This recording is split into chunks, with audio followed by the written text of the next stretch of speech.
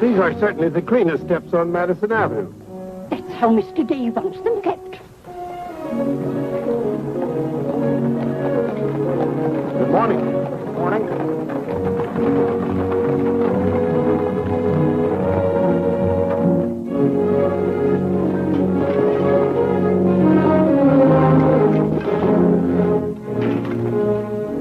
You're new here, aren't you? Just this morning. This is the way Mr. Day gets his milk. Get up.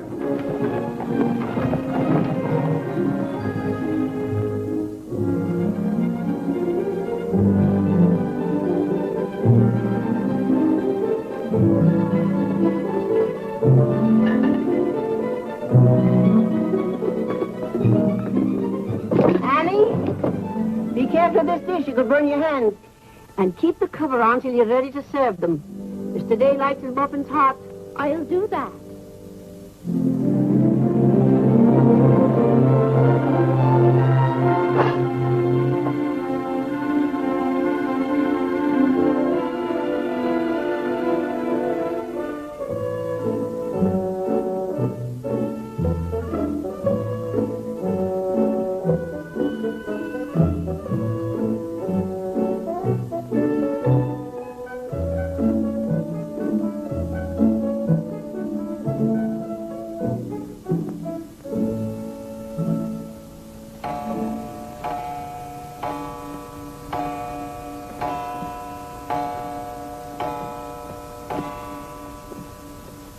Annie, is the table set for breakfast? Yes, ma'am.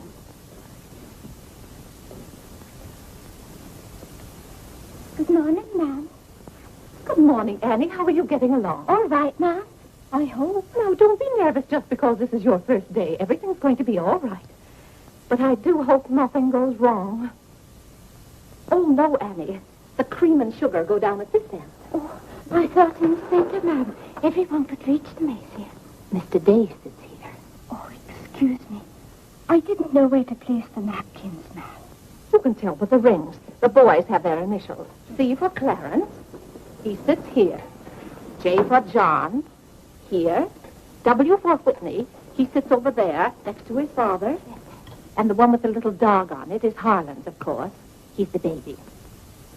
This narrow, plain one is mine. And this is Mr. Day's. It's just like mine, except that it got bent one morning. Oh, and that reminds me, Annie, always have Mr. Day's coffee piping hot. Yes, ma'am. And whenever Mr. Day speaks to you, just say yes, sir. Don't be nervous. You'll get used to him. Yes, oh, that beautiful rubber plant. I'm so glad it came. You mustn't water it every day. Too much moisture makes it very unhappy. Oh, good morning, Mother. I thought you were still upstairs. Good morning, Clarence. Father must be talking to himself. A redhead. Did you sleep well, Mother? Yes, thank you, dear. Golly, I'm hungry. Oh, and Annie, we always start with fruit in the morning, except the two younger boys who have their porridge and milk. Jiminy, another wreck on the New Haven. That always disturbs the stock market. Father won't like that. I do wish the New Haven would stop having wrecks if they knew how it upsets your father. My soul and body, Clarence, what's happened to your coat? Oh, it ripped open again. Margaret mended it for me, but it won't stay mended. Oh, dear. Well, I'll just have to speak to your father about a new suit of clothes. Clarence, why did you take my H2S so far out of our clothes closet? I've told you 100 times that closet's not to make experiments in. Two. Good morning, Mother. John, have you been making those chemical smells again? No, Mother. I'm making an electric battery. It'll ring a bell and everything. You know your father doesn't like electricity. But, Mother, everything's going to be electricity. Not in this house. Oh, God! What's the matter, Claire? What's wrong? Where's my necktie? Which necktie? The one I gave you yesterday. It isn't pressed yet. I forgot to give it to Margaret. I told you distinctly I wanted to wear that necktie today. You've got plenty of neckties. Put on another one right away and come down to breakfast. I don't know what this world's coming to. Mother, may I have my breakfast early? I'm going to play baseball. 3. Whitney, before you leave the house, you have to study your catechism. But, Mother, they're going to let me pitch today. Good morning. Who won? The Giants, 7-3. Buck Ewing hit a home run. Let me see. Boys, don't wrinkle the paper before your father sees it. Mother, Could you ask me my catechism now? I think I know it. Well, let's see. What is your name? Whitney Benjamin. Who gave you your... Come and help me down, Mother. There are steps to come down, Mom. Good morning, darling. Good morning, Mother. How's your finger? It itches. Good, that's a sign it's getting better. Come along.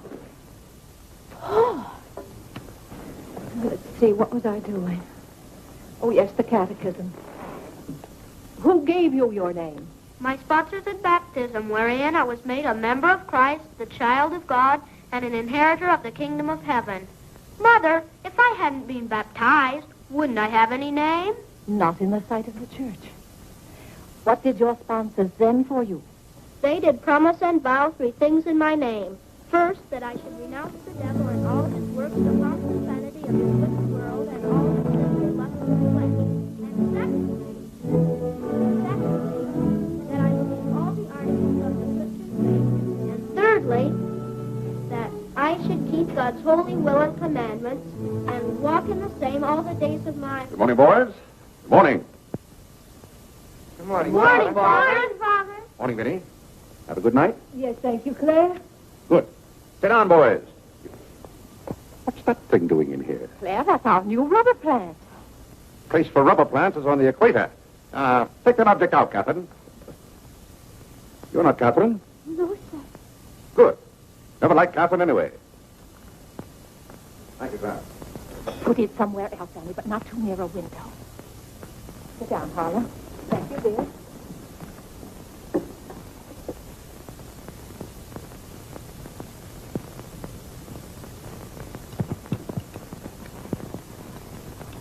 Where did that dog come from?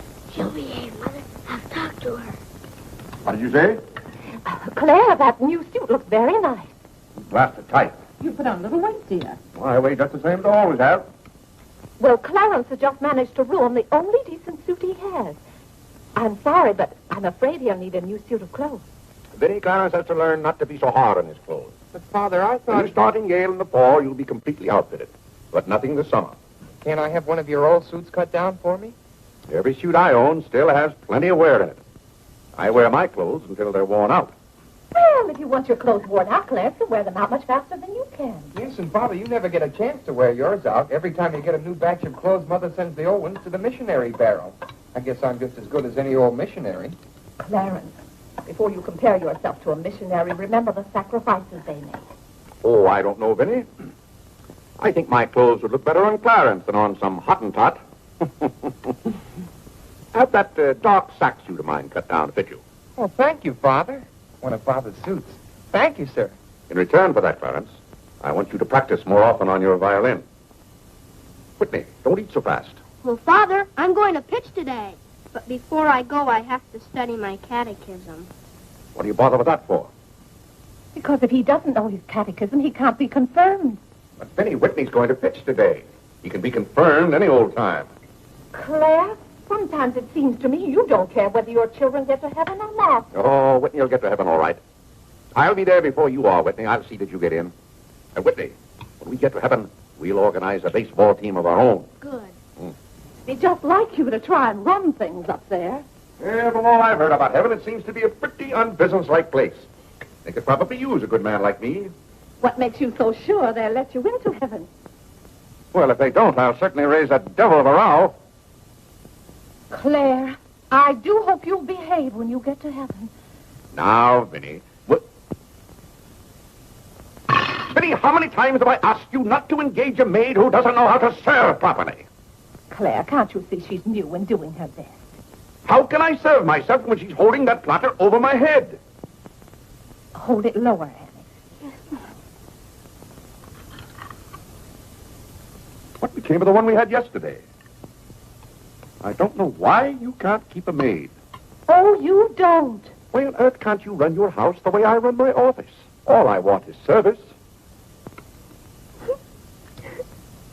What the devil's that noise? It's Annie. Annie? Who's Annie? The maid. I'll take it, Annie. Claire, aren't you ashamed of yourself? What have I done now? You made her cry speaking to her the way you did. I never said a word to her. I was addressing myself to you. I do wish you'd be more careful. It's hard enough to keep a maid, and the uniforms just fit this one.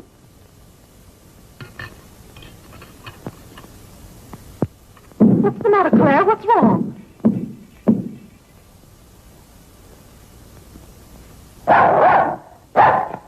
What in the name of... Well, where did you come from? Who do you belong to? She's mine, Father.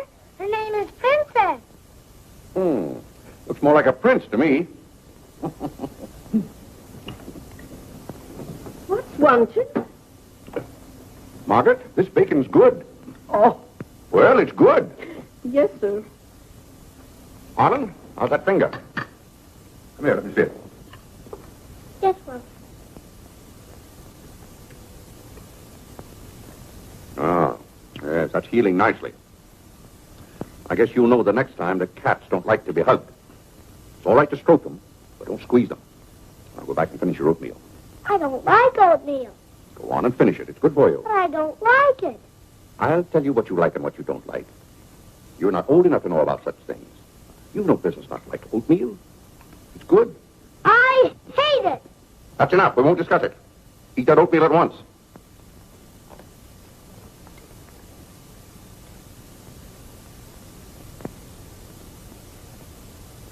Ah.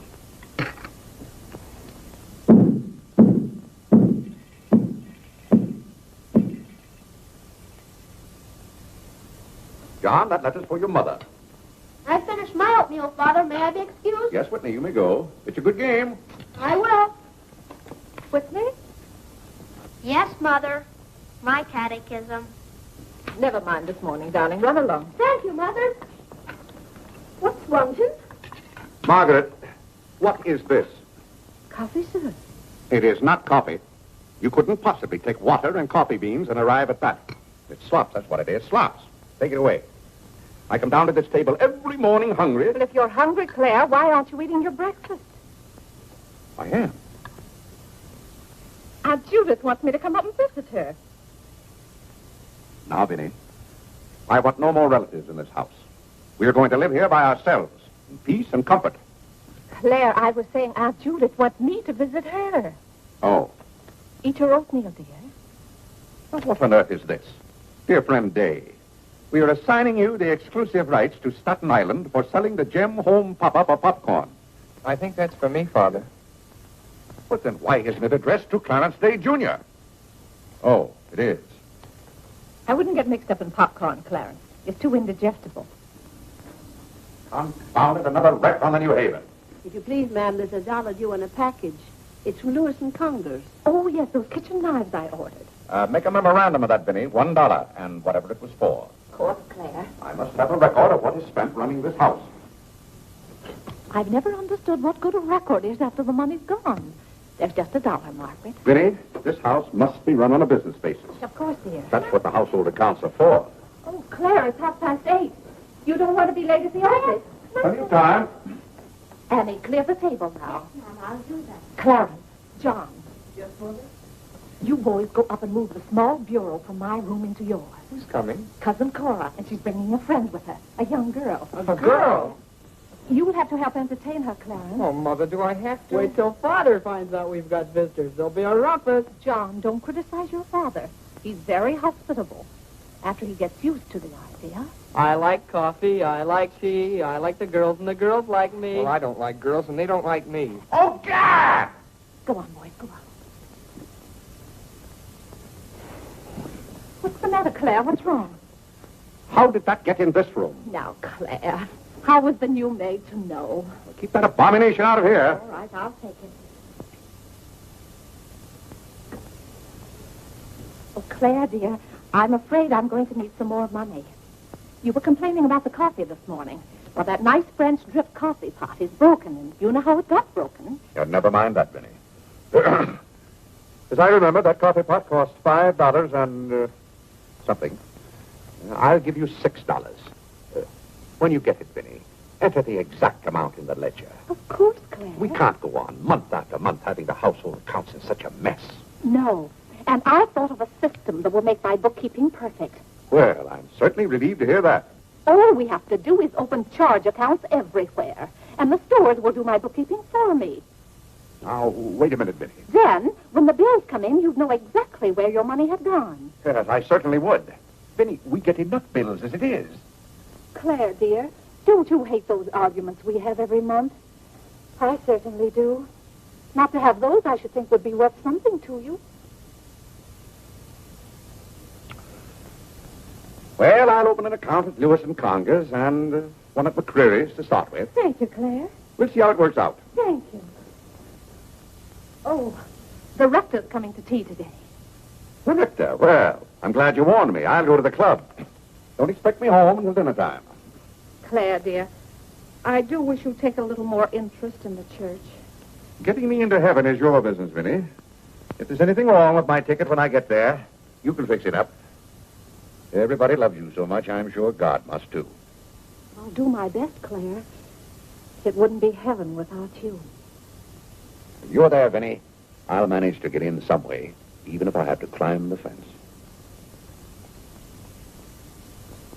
Sweet Marie, come to me, sweet Marie.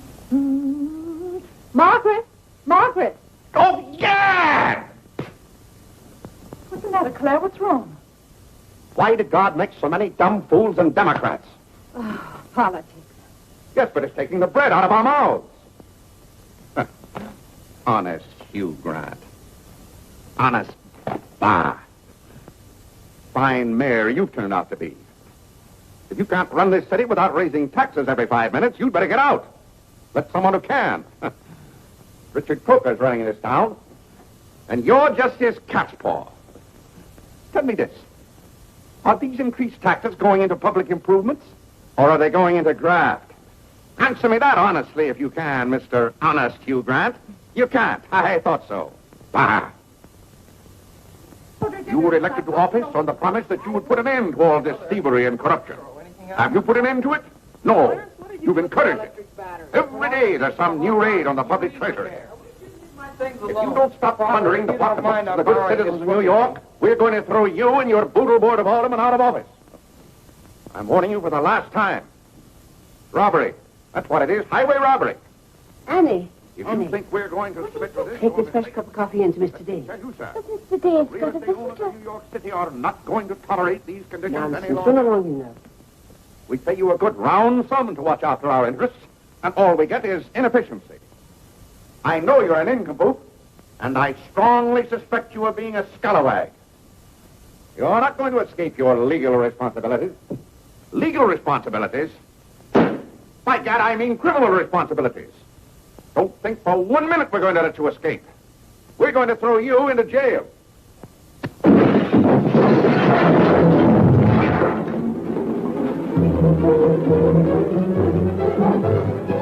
Annie, are you hurt? He can't throw me into jail. Vinnie? Vinnie, why can't I have quiet here in the morning? Claire, what happened? It sounded to me as though that maid dropped a whole tray of dishes. Yes, but what did you say to her? Say to her? I haven't seen her since breakfast.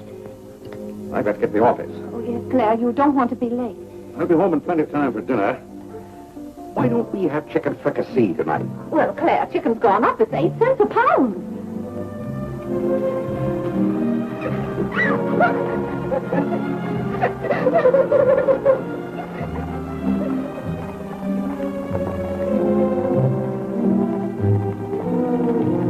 Where the devil's she going, dressed up like that? Claire, you've done it again. How could you? Could I what? Can't you see she's leaving? Dear, I have no time to engage a new maid. We'll have to have dinner out. In or out? Nonsense. I'll engage a new maid myself. Claire, you can't. She has to fit the uniform. I'll have one here in an hour. Goodbye, dear. Bye. Good morning, Mr. Day. On your way to the office? Yes, Terence. Good morning. Mrs. Day? Good morning, Mr. Day. Jim?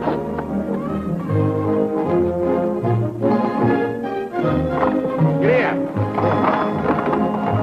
Get in.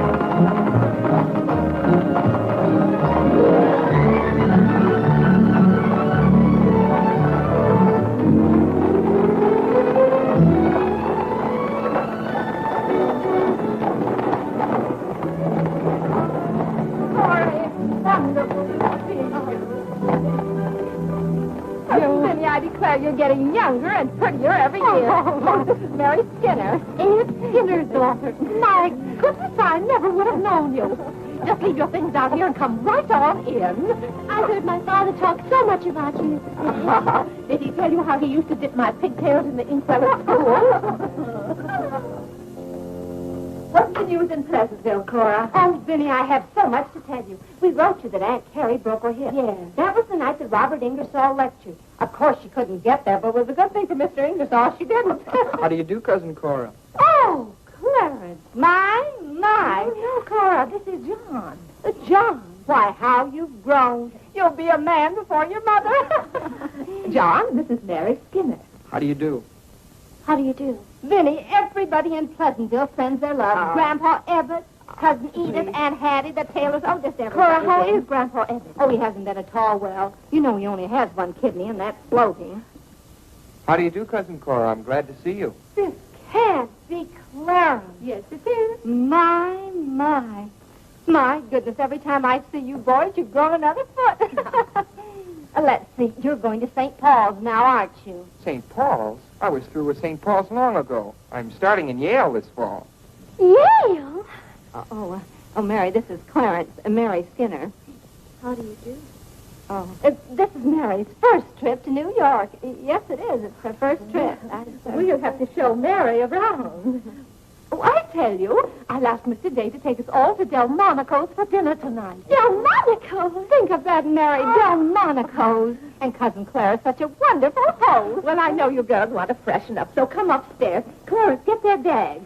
I've given you girls Clarence's room, but he didn't know about it. So Now, Vinny, I don't want you to He hasn't moved his things out Don't you yet. bother about us for 1 minute. John, get their old bag. Oh, you play the violin. Well, I fool with her a little. You're just being modest. No, really, I play the piano.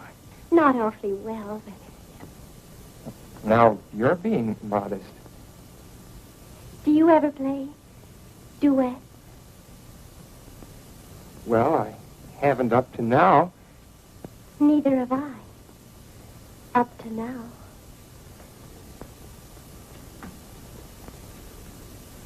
Cora didn't tell me about you. I never met a Yale man before.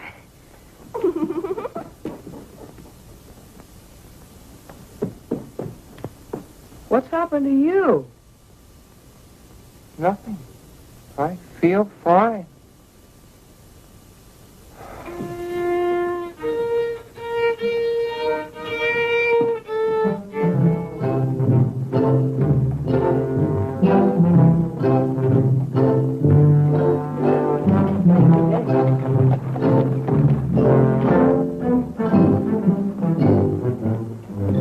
Where do you keep them? Do you wish a domestic servant? Where do you keep them? I will take your name and address. Confound it, I'm late at the office now. If you will give me the details as to what kind of person you require. I'm asking you where you keep them. Why, the girls are in there. The clients are not allowed in that room. If you will tell me the kind of a position you wish to have filled, I'll be very glad to...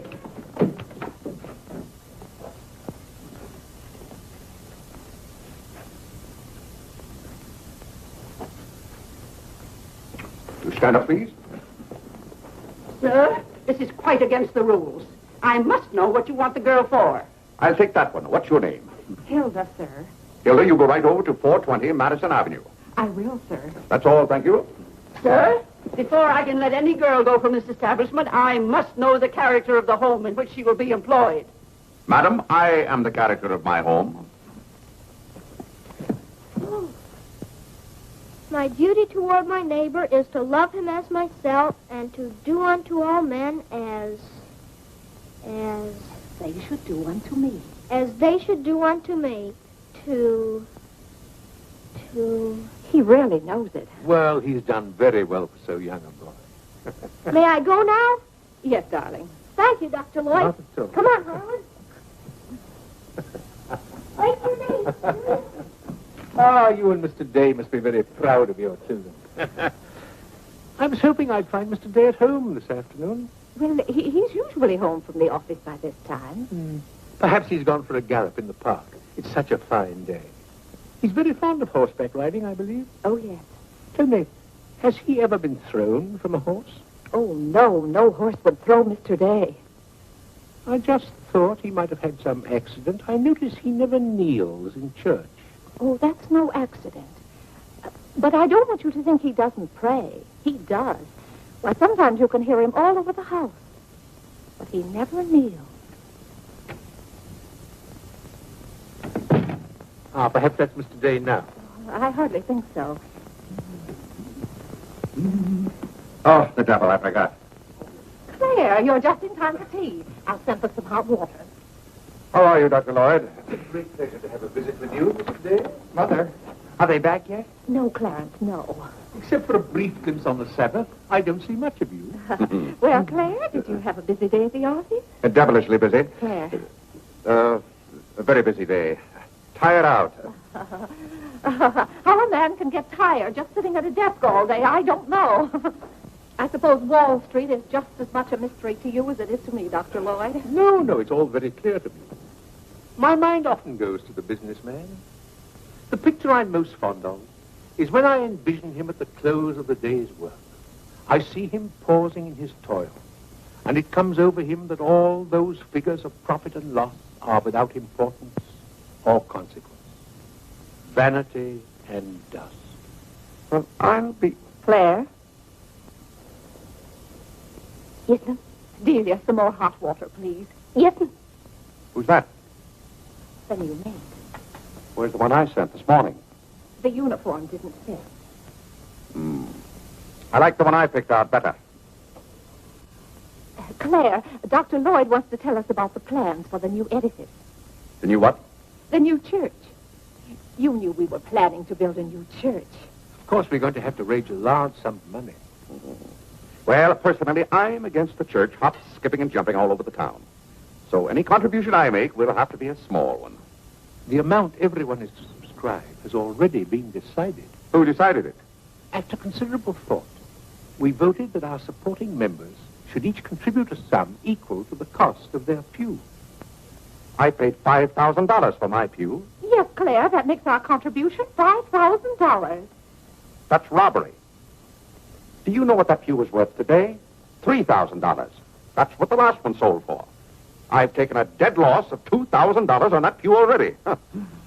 Frank Baggs sold me that pew when the market was at its peak. He knew when to get out. And I'm warning you, Vinny, if the market ever goes up, I'm going to unload that pew. Clarence Day, how can you speak of the temple of the Lord as though it was something to be bought and sold on Wall Street? Now, Mrs. Day, your husband is a practical man. We've had to be practical about the new church. We have all the facts and figures. Oh? What's the property worth where we are now? Oh, let's see. Is it $40,000? I know the figure has a 4 in it. What's the new piece of property going to cost you? I think the figure I heard mentioned was $85,000. Or was it $185,000? Dr. Lloyd, you preach that someday we'll all have to answer to God. We shall indeed. Well, I hope God doesn't ask you any questions with figures in them. Mrs. Day is in the living room. Thank you. It's Cousin Cora. Hmm? She's passing through town. Oh. Well. Oh, hello. Hello. Hello. Thank you for helping me. Come, Mary. Oh, Vinny, what a day. We've been in every shop in town. Why, Cousin Claire. Cora, My. you're as welcome as the flowers in May. This is Mary Skinner, Mr. Day. How do you do? I've been telling Mary all about you. She's been dying to meet you. Well, Dr. Lloyd, I want you to meet my favorite cousin, Miss Cartwright. How do you do? And this is Mary Skinner, Miss Skinner, Dr. Lloyd. How do you do? How do you do? Well, it seems to be a family reunion. I'll just run along. goodbye, Dr. Lloyd. Goodbye, Miss Carter. Goodbye. Goodbye. Oh, Clarence, you haven't said how do you do to Dr. Lloyd. Goodbye, Dr. Lloyd. Goodbye, everybody. I'll go to the door with you, Dr. Thank you, Lloyd. and thank you so much for tea. Those muffins were delicious. Who did you say this pretty little girl is? She's Ed Skinner's daughter. This is Mary's first trip to New York. Oh, sit down, sit down. Have some tea. We had tea downtown. Oh, never mind then. Delia, sit down, sit down. Even if you have had tea, you can stay and visit for a while. As a matter of fact, why don't you both stay to dinner? That's all arranged, Claire. Cora and Mary are going to have dinner with us. Fine, fine. Of course, you just have to take potluck. Well, I'd hardly call it pot. Claire, did you know the girls are going to visit Aunt Judith in Springfield for a whole month? Fine. Now, how long are you going to be in New York, Cora? All week. Splendid. We'll hope to see something of you. Well, you certainly will. Cora, did you find anything you wanted in the shop? Oh, I can't wait to show you. Oh, but I'm afraid some of these packages can't be opened in front of Cousin Claire. Shall I leave the room?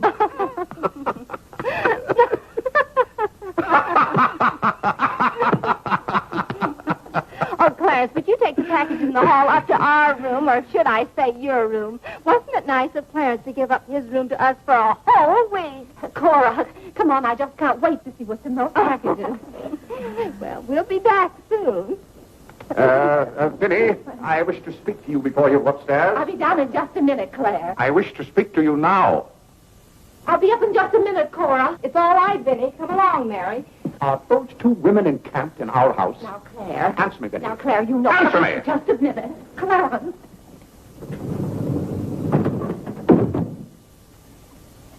Now, Claire, you know you've always been fond of Cora. What has that to do with her planking herself down in my house and bringing hordes of strangers with her? How can you call that sweet little girl a horde of strangers? Why don't they go to a hotel? New York is full of hotels built for the express purpose of housing such nuisances. Claire, two girls alone in a hotel? Why, who knows what might happen to them? All right, then put them on the first train. They want to roam with the gypsies? Lend them a hand. Keep them roaming. But, Claire, they're just staying in that little room of Clarence's. The trouble is they don't stay there. They stay in the bathroom. Every time I want to take my bath, it's full of giggling females, washing their hair. I tell you, I won't have it. Send them to a hotel. I'll pay the bill gladly, but get them out of here. Father, I'm afraid they can hear you upstairs. Then keep those doors closed. Clarence, you open those doors. Open them all the way. Now, Claire, you be quiet and behave yourself. They're here, and they're going to stay here. That's enough, Vinny. I want no more of this argument.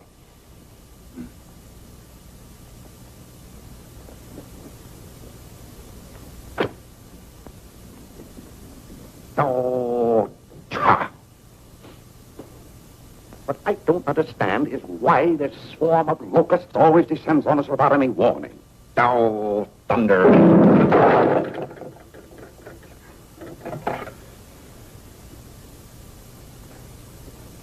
Vinny. Dear Vinny.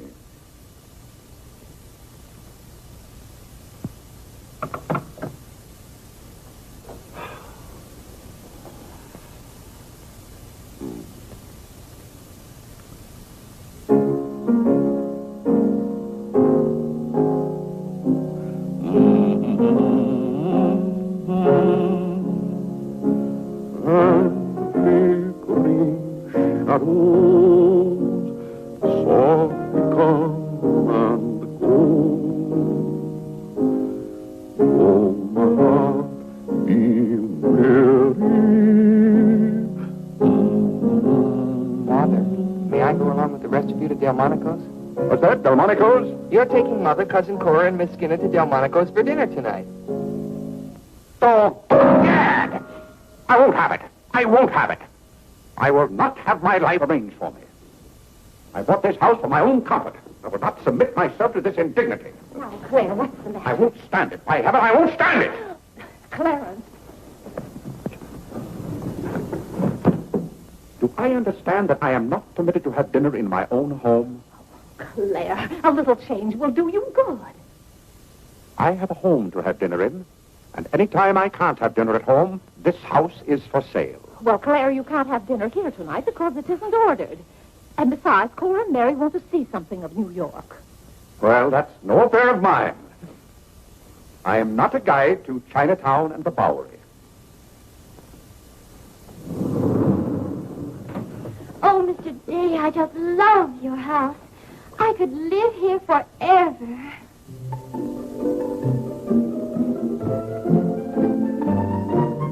car is waiting for you, Mrs. Day. Oh, yes, I'll run right up.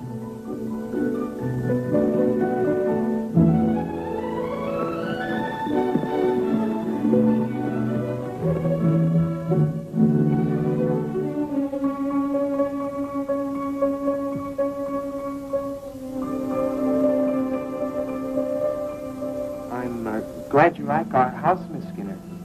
I like it very much, Mr. Day. Praise from a stranger is approbation indeed. At home, our living room is green. I like green. I like green, too. Red's my favorite color.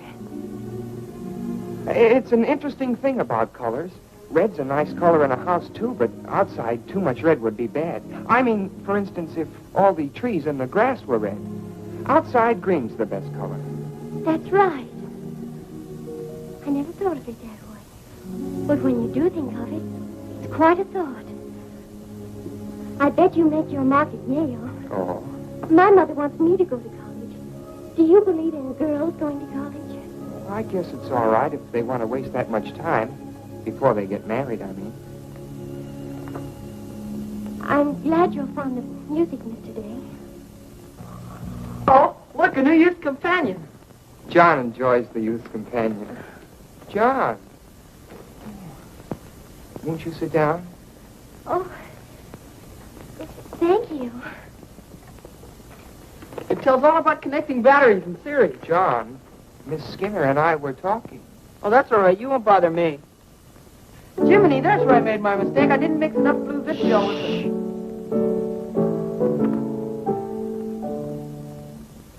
Oh, don't stop.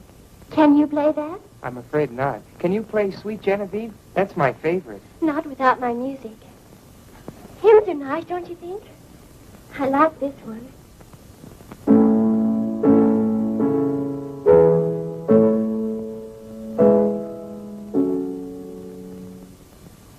That's funny. The words are the same, but it's the wrong tune. Oh, it can't be the wrong tune. We sing it exactly that way in church. We don't sing it that way in the Methodist church. You see, we're Methodists.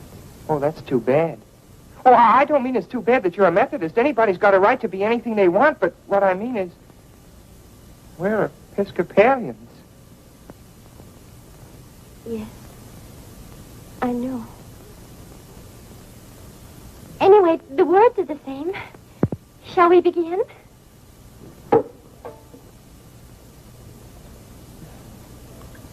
Now.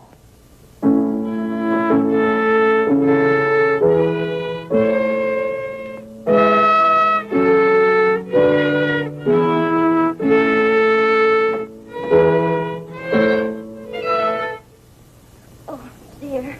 Well, what's wrong? Shall we try again?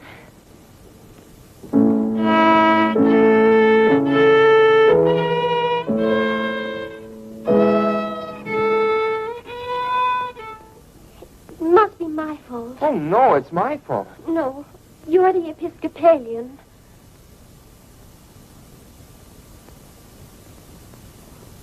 I just remembered something. My father was an Episcopalian. He was baptized an Episcopalian. He was an Episcopalian right up to the time he married my mother. She was the Methodist. Oh. Oh, well, let's try it again then.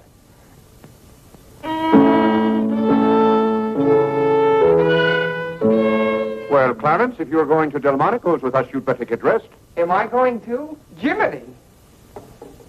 Thank you, Father. Be ready in just a minute, Mother. Vinny, that young lady looks about the same age you were when I came out to Pleasantville to rescue you. Rescue me? You came out there to talk me into marrying you. It worked out just the same.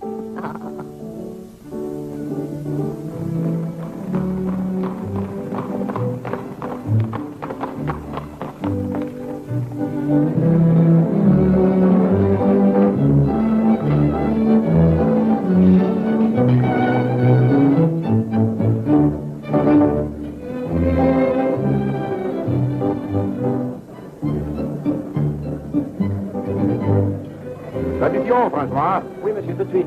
Louis, l'addition pour monsieur Day. Oui, monsieur. Alors, vite, vite. Tout de suite. Alors, vite, vite. Cette sauce diable était délicieuse. Merci, monsieur. Je suis content que monsieur soit satisfait. Merci, monsieur. Bon. Fred, Oui. No cooking like the French. Claire, it was so nice of you to invite Cora and Mary here their first night. It's been a pleasure. Mr. Day, have you always been an Episcopalian? I've always gone to the Episcopal Church, yes. But you weren't baptized a Methodist or anything, were you? You were baptized an Episcopalian? Come to think of it, I don't believe I was ever baptized at all. Claire, that's not very funny, joking about a subject like that. I'm not joking. I remember now, I never was baptized. Claire, that's ridiculous. Everybody's baptized. What? I'm not. No one would keep a little baby from being baptized. You know Father and Mother, free thinkers, both of them. They thought that children should decide those things for themselves. But Claire... I remember when I was 10 or 12 years old, Mother set out to give some thought to it, but I never got around to having it done to me. Claire, do you know what you're saying? Yes, I'm saying I've never been baptized. Then something's got to be done about it right away. Now, Freddy, don't get excited over nothing. Why haven't you ever told me? Well, what difference does it make? I've never heard of anyone who wasn't baptized. Even the savages in darkest Africa. It's all right for savages and children. But if an oversight was made in my case, it's too late to correct it now.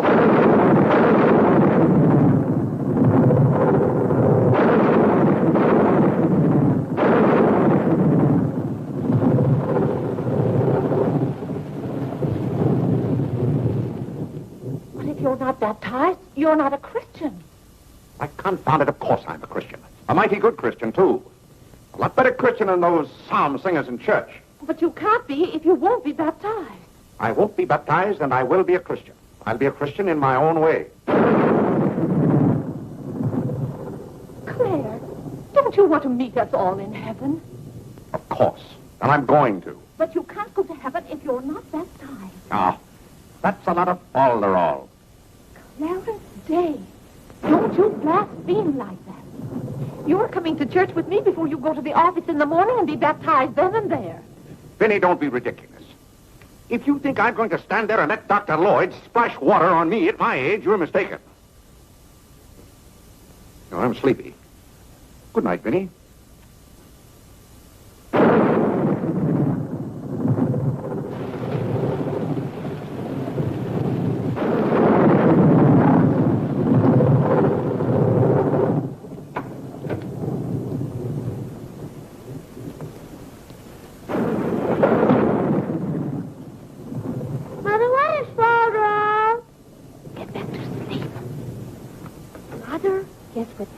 Father hasn't been baptized, he hasn't any name.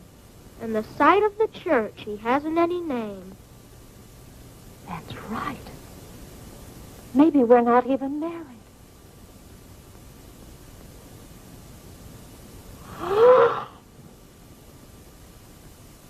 We, thine unworthy servants, do give thee most humble and hearty thanks for all thy goodness and loving kindness to us and to all men.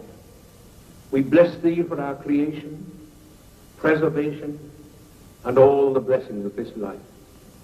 But above all, for thine inestimable love in the redemption of the world by our Lord Jesus Christ. For the means of grace, for the hope of glory. And we beseech thee, give us that due sense of all thy mercies, that our hearts may be unfaded as they are. And that we show forth our praise, not only with our lips, by giving up ourselves to thy service, and by walking before thee in holiness and majesty all our days. Through Jesus Christ our Lord, to whom with thee and the Holy Ghost be all honor and glory, world without end. Amen. The grace of our Lord Jesus Christ, and the love of God, and the fellowship of the Holy Ghost, be with us all evermore. Amen. Amen.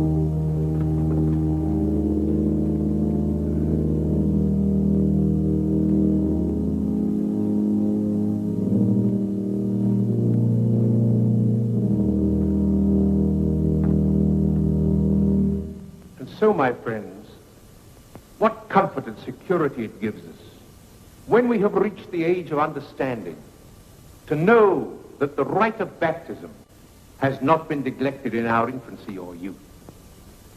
Can you imagine any man who has reached maturity with the knowledge that he had never been baptized, failing to hasten to the holy font that his soul might be saved? As it says in the baptismal office, except a man be born of water and of the Spirit, he cannot enter into the kingdom of God. He that believeth and is baptized shall be saved, but he that believeth not shall be damned. What's that follow-up to? He can't be. Which also showeth us the great benefit we reap thereby. He that is baptized showeth great benefit. No, Father. But he that believeth not, cannot enter into the kingdom of God. It says, for the promise is to you, to your children. Doubt ye not, therefore, but earnestly believe.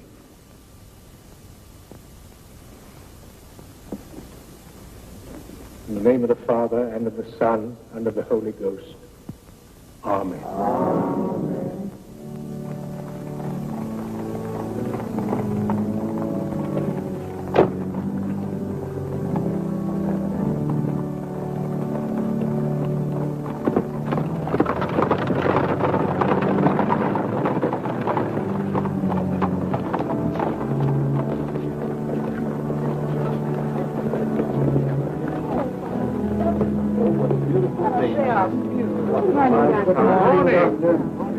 This is William Tyler Wickersham. And this is Wilhelmina Eugenia Wickersham. What a lovely day for them to be baptized. Happiest day of my life.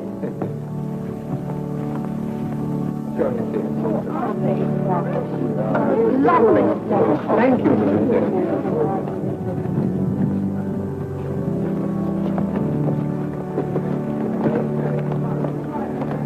Claire, you know I didn't ask Dr. Lloyd to do that. You must have said something. Well, I had to find out from him if we were really married. I am married and I'm not baptized. And as far as I'm concerned, the whole congregation can know it. They certainly know it now. That suits me. I don't go to church to be preached at as though I were some lost sheep. Claire, you don't seem to understand what the church is for. Minnie, if there's one place the church should leave alone, it's a man's soul.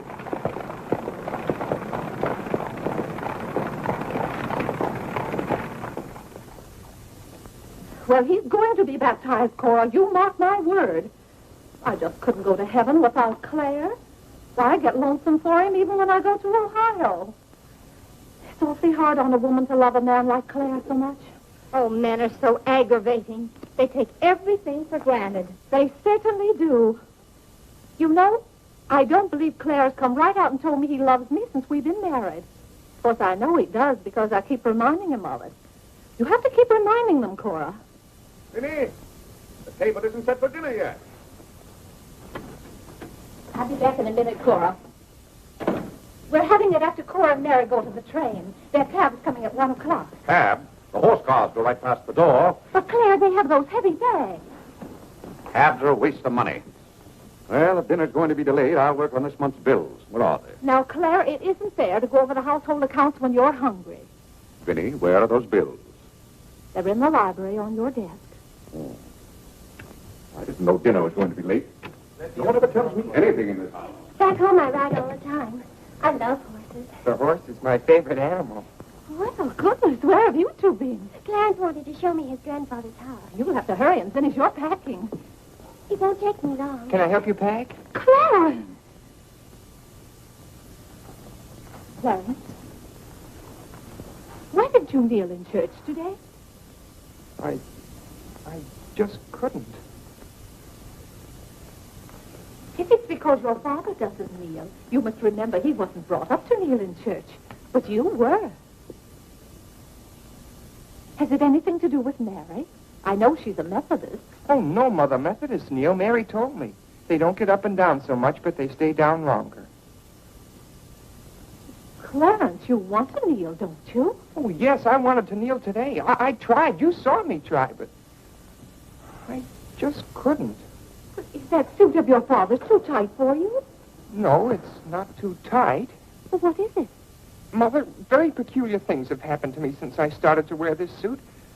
I can't seem to make these clothes do anything Father wouldn't do. Oh, that's nonsense, Clarence. And not to kneel in church is a sacrilege. Making Father's trousers kneel seemed more of a sacrilege. Clarence! Do you know what happened at Dora Wakefield's party for Mary last night? We were playing musical chairs, and some girl sat down suddenly right on my lap. Well, I jumped up so fast she almost got hurt. She was sitting on Father's trousers. Oh, Mother, I've got to have a suit of my own. My soul and body. Well, you'll just have to talk to your father about it. I'm sure if you approach him the right way, you know, tactfully, he'll see. Oh, excuse me. Gracious. It didn't take you very long. Well, I'll see about your box lunch for the train. Remember, it's Sunday.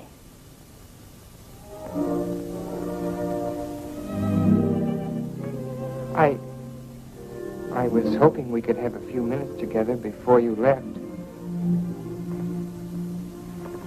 Cora had so much to do, I wanted to get out of her way. Well, didn't you want to see me? I did want to tell you how much I've enjoyed our friendship. Oh, hello. Mother told us to sit in the living room till dinner's ready. Not on the best sofa. Hello. Have you ever been out on our porch? Oh, yes. Well, let me show it to you. It's awfully hard to grow up in a family with children. My, I've never known a week to pass so quickly. Why, Yes? Yes? You're going to write me when you get to Springfield, aren't you? Of course. If you write me first. But you'll have something to write about, your trip and Aunt Judith and how things are in Springfield. You write me as soon as you get there. Maybe I'll be too busy. Maybe I won't have time. Well, you find the time. Let's not have any nonsense about that. You'll write me first and you'll do it right away, the first day. How do you know I'll take orders from you? I'll show you. Give me your hand. Why should I? Give me your hand, confound it. What do you want with my hand? I just wanted it. What are you thinking about? I was just thinking. About what? I was hoping you'd write me first, because that would mean you liked me. Well, what's my writing first got to do with liking you? You do like me then. Of course I do. I like you better than any girl I ever met. But you don't like me well enough to write first. Well, I don't see how one thing's got anything to do with the other. But a girl can't write first because she's a girl. Well, that's nonsense. If a girl has something to write about and a fellow hasn't, there's no reason why she shouldn't write first. You know, the first few days I was here, you'd do anything for me. And then you changed. You used to be a lot of fun. Then all of a sudden you turned into an old sober side. Why, you even dressed like an old sober side. What's the matter? I just happened to remember something. What? Oh, I know. It's because this is the last time we'll be together. Mary, please. But, Clarence, we'll see each other in a month when I come back. Oh, Clarence, please write me first, because that'll show me how much you like me. Please. I'll show you how much I like you. Get up, get up! Oh, Mary, don't do that. Please don't do that. No, just a bold and forward girl. Oh, no, it's not that. Oh, is it because it's Sunday? No, it'd be the same any day. Oh, you just didn't want me sitting on your lap. Oh, it was nice of you to do it. It was nice of you, so you told me to get up. You just couldn't bear to have me sit there. Oh, you needn't write me first. You needn't write me any letters at all. Because I'll tear them up without opening them. I never want to see you again. Oh, Mary, Mary, listen to me. Mary, please. Oh, Mary.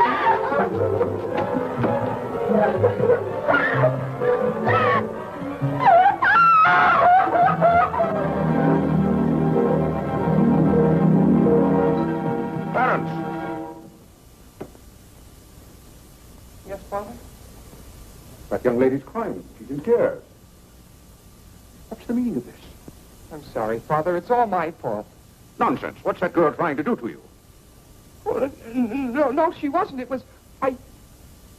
Well, whatever the quarrel was about, Clarence, I'm glad you held your own. Father, I have to have a new suit of clothes. You've got to give me the money for it. Young man, do you realize that you're addressing your father? I'm sorry, Father. I apologize. But you don't know how important this is to me. A new suit of clothes is so important. Oh, why should... Clarence, has your need for a new suit of clothes anything to do with that young lady? Yes, Father. Now, Clarence,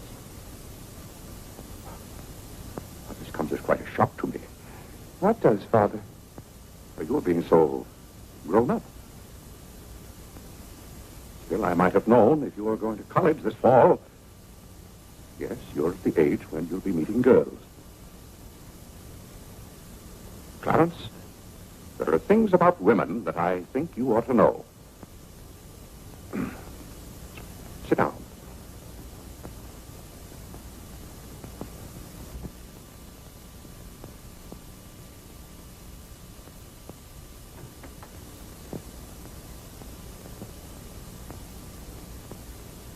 Yes, I think it's better for you to hear this from me than to have to learn it for yourself. Clarence, women aren't the angels that you think they are. Well, now, first let me explain this to you. You see, Clarence, we men have to run this world, and it's not an easy job. It takes work, and it takes thinking. A man has to reason things out. Now, you take a woman. A woman thinks... No, I'm wrong right there. A woman doesn't think at all. She gets stirred up. And she gets stirred up over the most confounded things. Now, I love my wife just as much as any man, but that doesn't mean that I should stand for a lot of falderall. By gad, I won't stand for it. Stand for what, Father? That's the one thing I shall not submit myself to. Clarence, if a man thinks a certain thing is wrong, he shouldn't do it.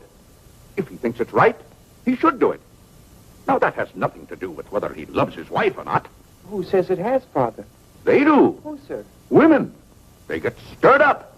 And then they try to get you stirred up, too. But don't you let them do it, Clarence. Don't you let them do it. Now, if you can keep reason and logic in the argument, a man can hold his own, of course.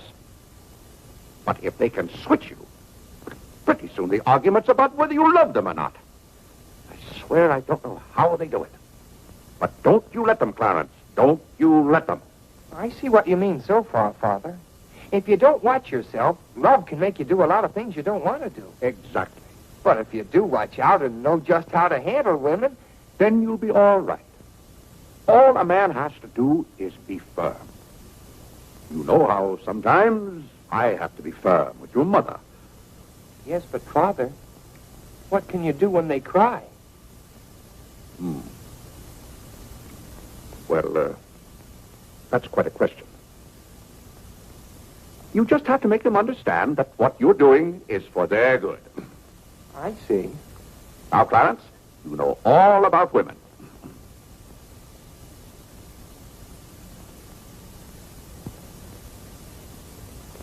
But, Father... Yes, Clarence?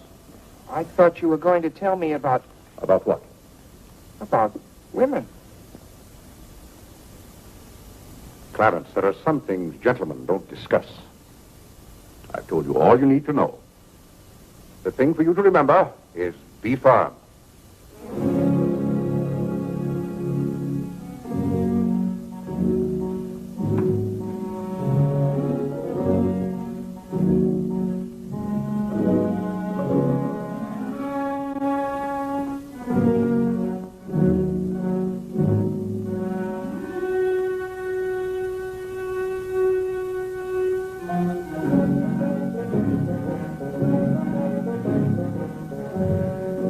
Mary, when you get to Springfield, the very first thing you...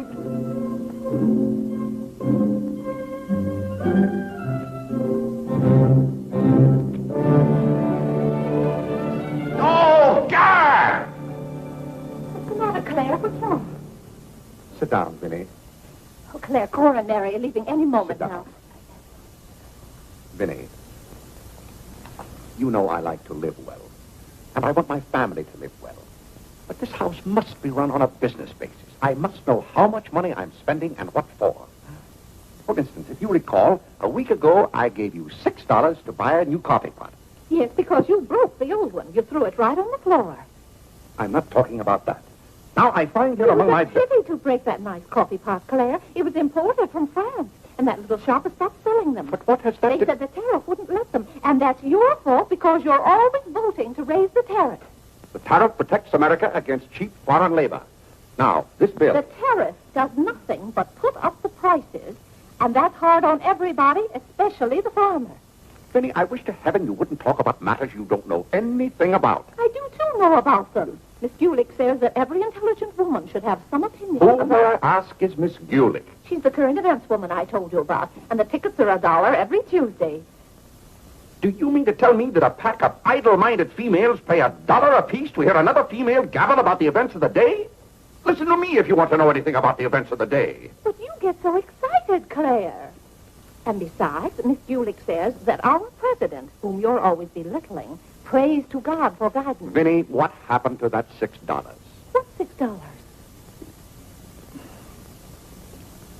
I gave you $6 to buy a new coffee pot. Now I find that you apparently got one at Lewis in Congress and charged it. Here's the bill. One coffee pot, $5. So you owe me $1, and you can hand it right over. I'll do nothing of the kind. What did you do with that $6? Well, Claire, I can't tell you now, dear. Why didn't you ask me at the time? I give up. Wait a minute. I spent $4.50 for that new umbrella. Now we're getting somewhere. One umbrella, $4.50. And that must have been the week I paid Mrs. Tobin for 2 extra days washing. Mrs. Tobin. That's $2 more. $2. That makes $6.50, and that's another 50 cents you owe me. I don't owe you anything. What you owe me is an explanation of where my money's gone. I do the best I can to keep down expenses. You know yourself, Cousin Phoebe spends twice as much as we do. Don't talk to me about your cousin Phoebe. You talk about your own relatives enough. That's not fair, Vinny. When I talk about my relatives, I criticize them. I can't even speak of Cousin Phoebe. You can speak about all you want to. But I won't have Cousin Phoebe or anyone else dictating to me how to run my house. I didn't say a word about her dictating. Claire, you know she isn't that. You said... Well, I don't know what you said now. You never stick to the point. Now, we're going over this account book, item by item. I find here a bill for $38. I don't know what you expect of me. I tire myself out chasing up and down those stairs all day long, trying to look after your comfort, to bring up our children. I do the mending and the marketing. Now you want me to be an expert bookkeeper, too.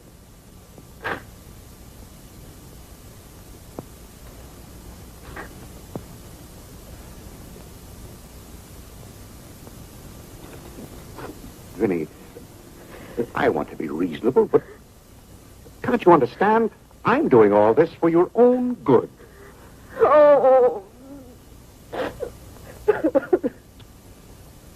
Well, I suppose I'll have to go ahead just paying the bills and hoping I've got enough money in the bank to meet them. But it's all very discouraging. I'll try to do better, Claire. Well, that's all I'm asking. Well, I'll make out the checks and sign them. But maybe I haven't any right to sign those checks since in the sight of the Lord I haven't any name. That's right. Claire, to make those checks good, you'll have to be baptized right away. Vinny, the bank doesn't care whether I've been baptized or not. Well, I care. And no matter what Dr. Lloyd said, I'm not sure we're really married. Vinny, we have 4 children. If we're not married now, we never will be. Claire, Dr. Lloyd said this morning. That's all, Vinny. Hadn't you better go tell Whitney to watch for the cab? Not before you give me that $1.50. What $1.50? That $1.50 you owe me. I don't owe you any $1.50. I gave you money to buy a coffee pot for me, and somehow it turned into an umbrella for you. But Clarence Day, what kind of man are you? Quibbling about $1.50 when your immortal soul is in danger. And what's more, All right. All right.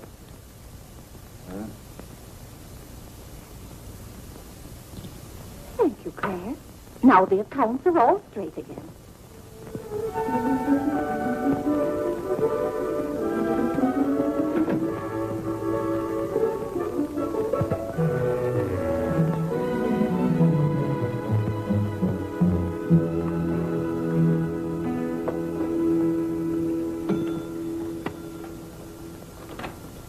What were you doing down there? I'm setting up this new burglar alarm. I invented it myself.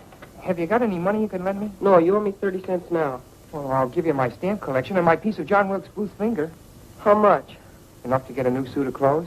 If you can wait a month till I hear from the patent office in Washington, I may be rich. Well, I can't wait that long. Maybe I could get it sooner. I'm going to look into something else tomorrow. Wanted, an energetic young man to sell household necessity. Liberal commission. Applied 312 with... John, let me have this job. Why should I give you my jobs? They're hard to get. But I've got to get a new suit of clothes. Maybe I could get the job for both of us. I'll ask the man.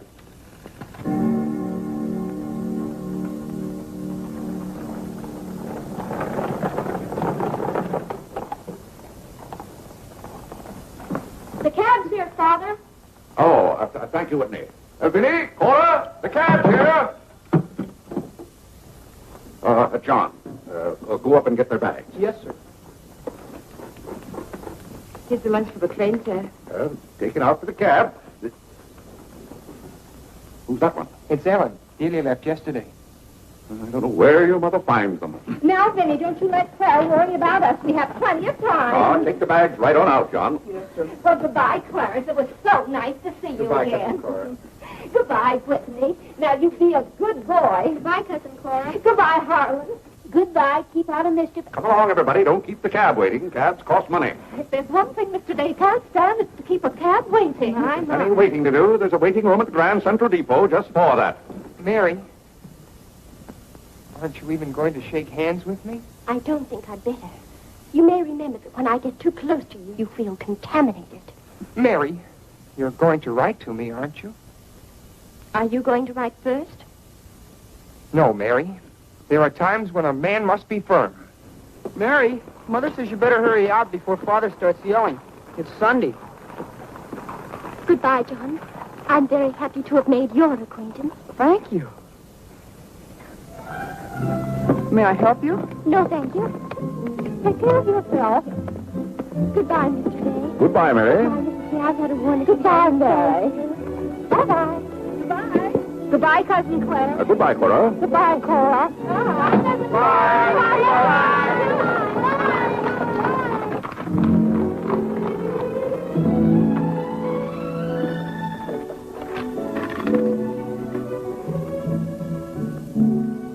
Dear Mary. My duty toward my neighbor is to love him as myself and to do to all men as I would they should do unto me. Has Father gone to the office yet? Come on, let's go to the ball field. I've got to guard this box till John comes back. It's his burglar alarm. It wouldn't work, so he fixed it. We're going to put it back in the dining room after Father goes to the office. Are there burglars around? Everywhere. Oh.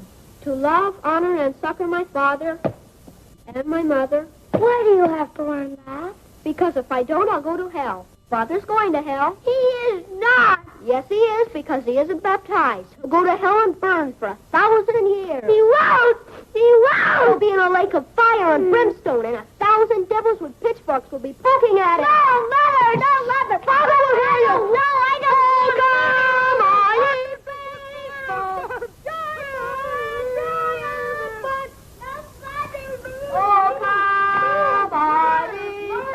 That noise. Just singing, Father. You boys be quiet. You know your mother isn't feeling well. Yes, Father.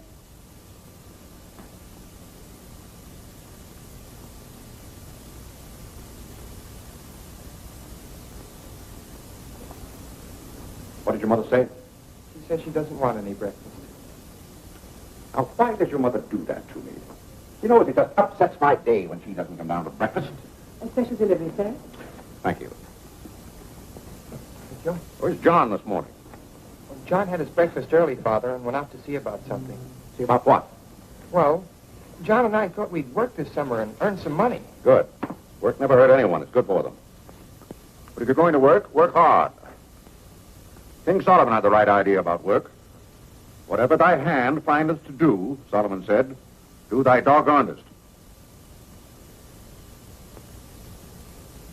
Well, I don't understand this at all. Here's a letter from some woman I never even heard of. Oh, Father! Oh, Gad! What is it, Father? This woman claims that she sat on my lap and that I didn't like it. Huh. What's that word? No, that one down there. It looks like curiosity. Oh. I only opened your letter as a matter of curiosity. Yes, go on. Why, this gets worse and worse. It just turns into a lot of sentimental, lovey-dovey mush. Cha! This is someone's idea of a practical joke. What's the matter, Claire? What's wrong? Nothing wrong. Just a fool letter. How are you feeling, Vinny? I thought you needed me. If you don't, I'll go back to bed. Oh, no. Come sit down and get some food in you. Do you good. Build up your strength. Yeah, here, sit down. Here, what's this one's name? Nora. Nora, get Mrs. Day some bacon and eggs. No, Nora. Bring me a cup of tea up to my room. Yes, ma'am. Oh, Vinny, it's just weak to give in to an ailment. I notice when you have a headache, you yell and groan and swear enough. Well, that's to prove to the headache that I'm stronger than it is.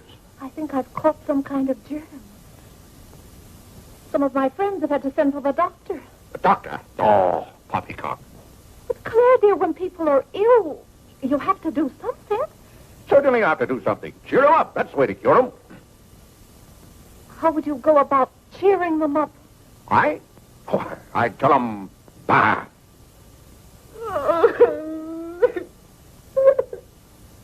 What have I done now?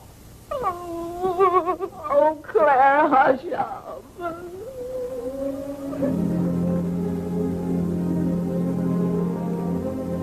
Hey, I didn't mean to upset you.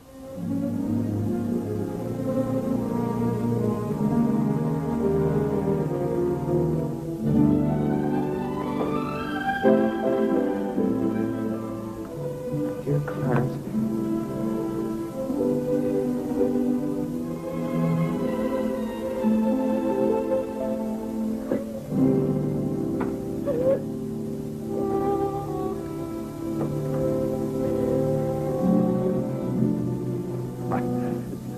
I was just trying to help you. You know, when you take your bed, I have a confounded lonely time around here. So when I see you getting it into your head that you're not feeling well, I want to do something about it. Just because some of your friends have given into this, no reason why you should imagine you're ill. Claire, stop. Get out of this house and go to your office.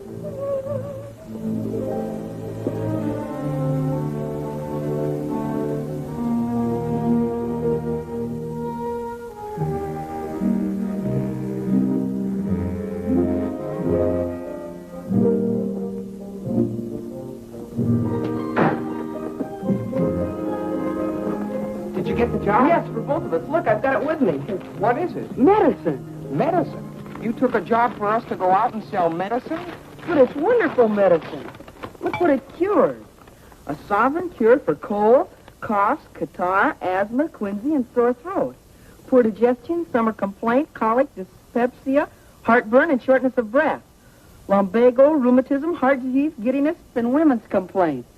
Nervous prostration, St. Vitus dance, jaundice, la grippe, proud flesh, pink eye, seasickness, and pimples.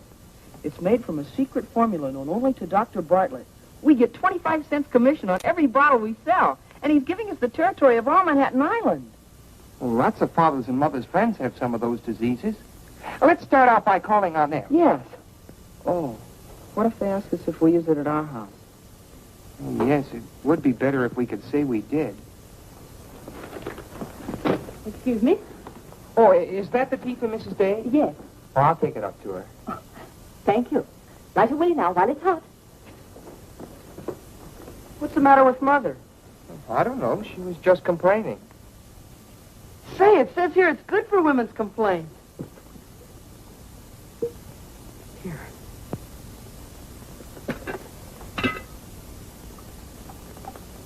For Chesapeake and Ohio, an 8. New York Central, 3/4. I'd like to see Mr. Day about those Morris and Essex apartments. They're very busy this morning. You'll have to wait.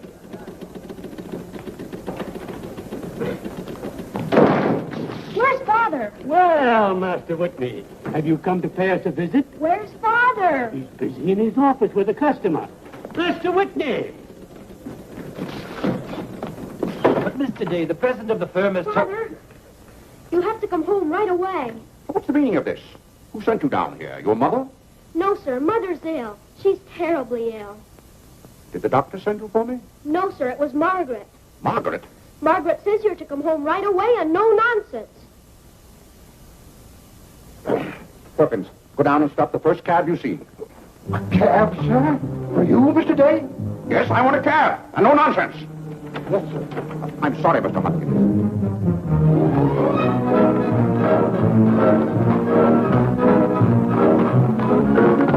Confound you, can't you go any faster? All right. Here. Get up there, do you hear me? Get up!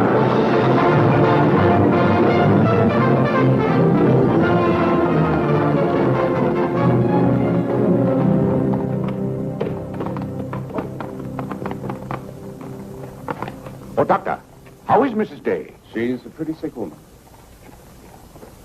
Oh, what's wrong with her? Well, do you know or don't you? What did Mrs. Day have for breakfast this morning? Not a thing. I tried to get her to eat something, and she wouldn't. I can't understand it. Understand what? These violent attacks of nausea. It's almost as though she were poisoned. Poison? Let me take your cab. I'll try not to be gone more than 10 or 15 minutes. And, Mr. Day, you're not to go into a room. You'd better get her well. Right away, or you'll hear from me. Turn west on 47th Street. Yes, yes.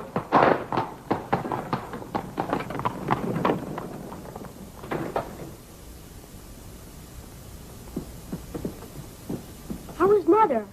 I don't know. Well, she better be good and sick, or Father may be mad at me for getting him up here. Especially in a cab. Is your father come? Yes, just now. Where are you going, Margaret? I have to go for the minister.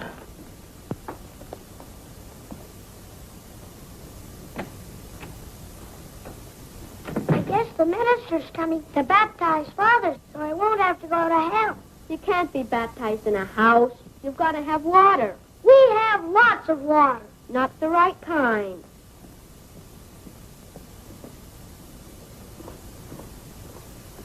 Is Mother better, Father? How can I tell? She wouldn't let me in the room with her. These confounded doctors never know what's the matter with anybody.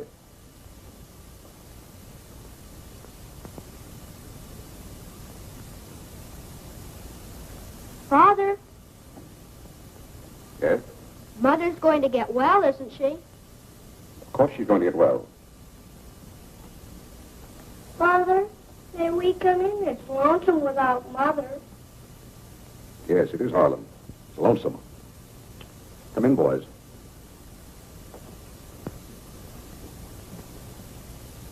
What have you been doing, Harlem?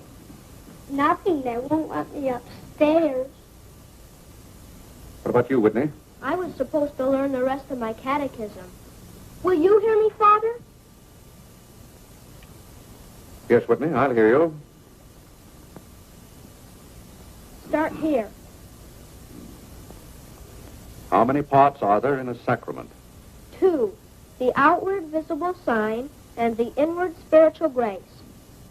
What is the outward visible sign or form in baptism? Water, wherein the person is baptized in the name of... You haven't been baptized, have you, Father? Whitney, what is the outward visible sign? Water, wherein the person... You don't know it well enough, Whitney. You'd better go and study it some more. You want me to read to you, Harlan? Father, are they going to put you into hell? Whitney, take Harlan with you.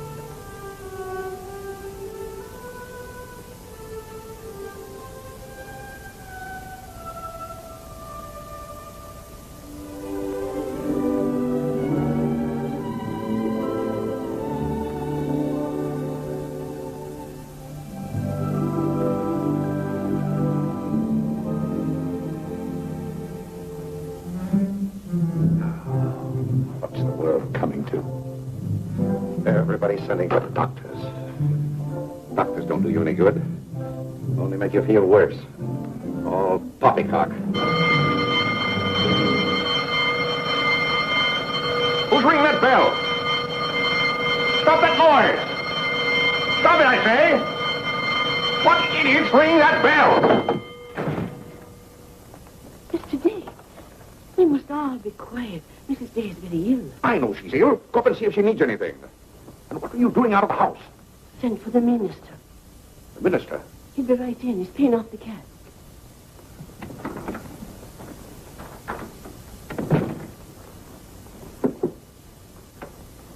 I was deeply shocked to learn the serious nature of Mrs. Day's illness. Will you take me up to her? She's resting now. She can't be disturbed. The doctor will be back in a minute. Mrs. Day has been a tower of strength in the parish. Everyone liked her so much. Yes, she was a fine woman. I wish to heaven you wouldn't talk about Mrs. Day as if she were dead.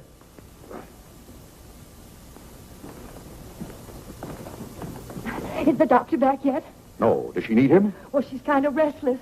She's talking in her sleep and twisting and turning.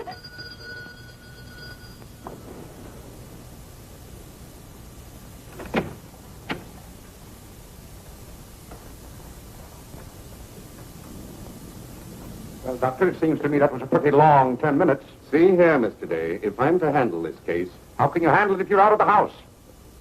Who is this? It's Dr. Summers.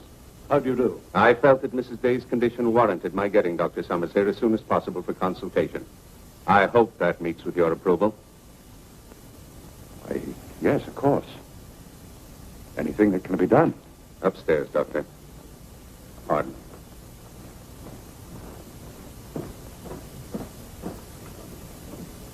Mrs. Day is in good hands now, Mr. Day. There's nothing you and I can do at the moment to help. Dr. Lloyd. Yes? There's something that's troubling Mrs. Day's mind. Oh? I think you know what I refer to. Yes. You mean the fact that you've never been baptized? Yes, I gathered that you knew about it from your sermon last Sunday. But let's not get angry. I think something had better be done about it. Yes, Mr. Day? When the doctors get through up there, I want you to talk to Mrs. Day. I want you to tell her something. Why, I'd be glad to. You're just the man to do it. She shouldn't be upset about this. I want you to tell her that my being baptized would just be a lot of confounded nonsense. But, Mr. Day... No, she'd take your word on a thing like that. And we both must do everything we can to help her now. But the solution is so simple. It would take only your consent to be baptized. That's out of the question. And I'm surprised that a grown man like you would suggest such a thing.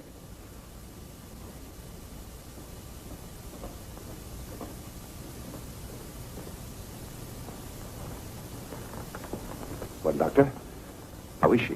What have you decided? Is there a room we could use for our consultation? Well, yes, my library. Doctor. Dr. Summers, this isn't serious, is it? After we've had our consultation, we'll talk to you, Mr. Day. But surely you Rest assured, Dr. Summers will do everything that is humanly possible. We'll try not to be long.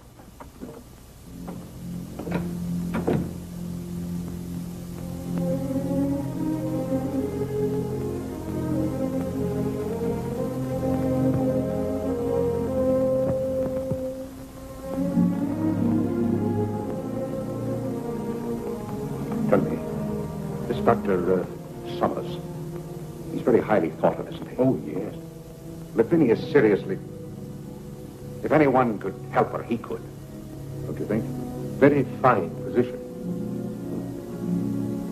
But there is a greater help, ever present in the hour of need. Let us turn to him in prayer.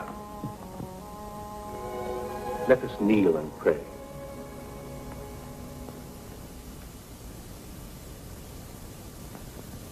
Let us kneel and pray.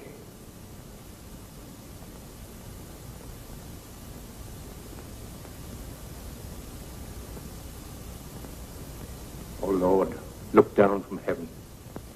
Behold, visit, and relieve this thy servant who is grieved with sickness. Have mercy on her, O Lord. Have mercy on this miserable sinner. Forgive her, and extend thy accustomed She's goodness. not a miserable sinner, and you know it. Oh, God!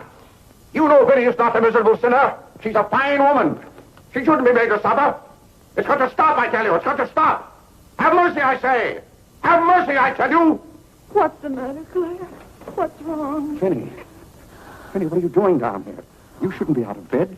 You get right back upstairs. I heard you call. Do you need me? Vinny, I know now how much I need you. Get well, Vinny. I'll be baptized. I promise. I'll be baptized. You will? I'll do anything.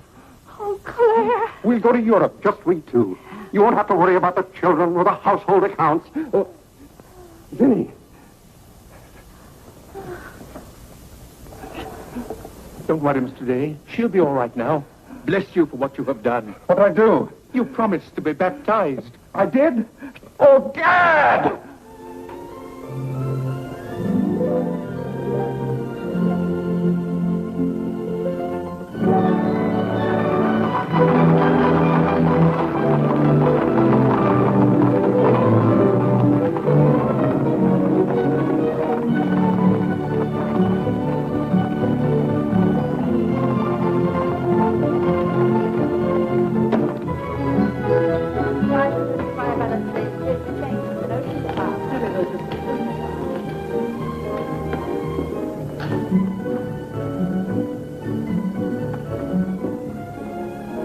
Isn't it drafty here, Mother? Shall I get your coat, Mother? The No, doctor said thank mustn't you. take cold. I'm quite comfortable, thank you. Come on now, let's stay together. Holland, don't you get lost again.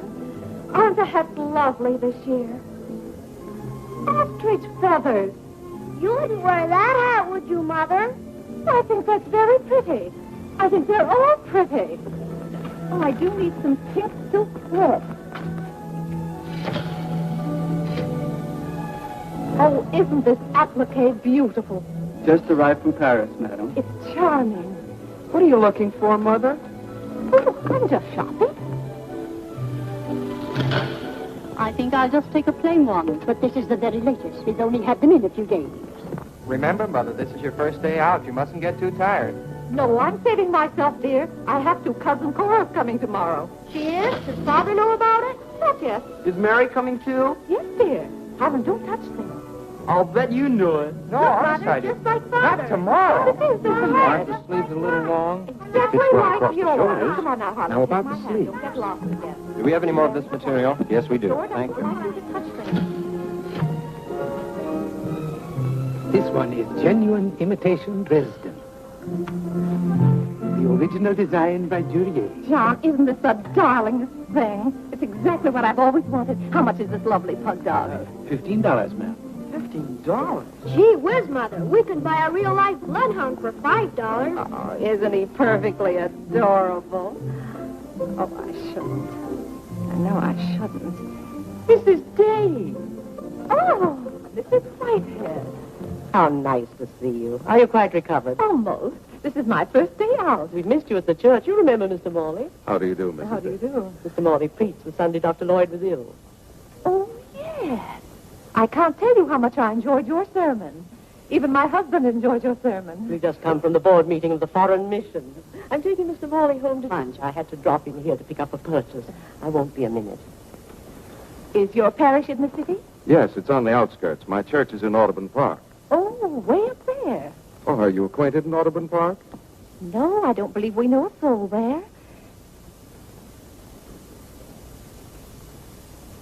Mr. Morley, would this be possible? My husband, Mr. Day. If we lower the collar, it'll be a very fine fit. You won't find a better suit of clothes in the city for $15. Oh, it's not the price. It's the money. Thank you for holding it for me. Welcome. Goodbye, Mrs. Day. I hope we meet again soon. Goodbye. It was very pleasant meeting you again. I think it was divine providence. I shall be delighted to be of service. Goodbye, Mr. Morley. Goodbye. May I work it? Oh, no, it's against the rules.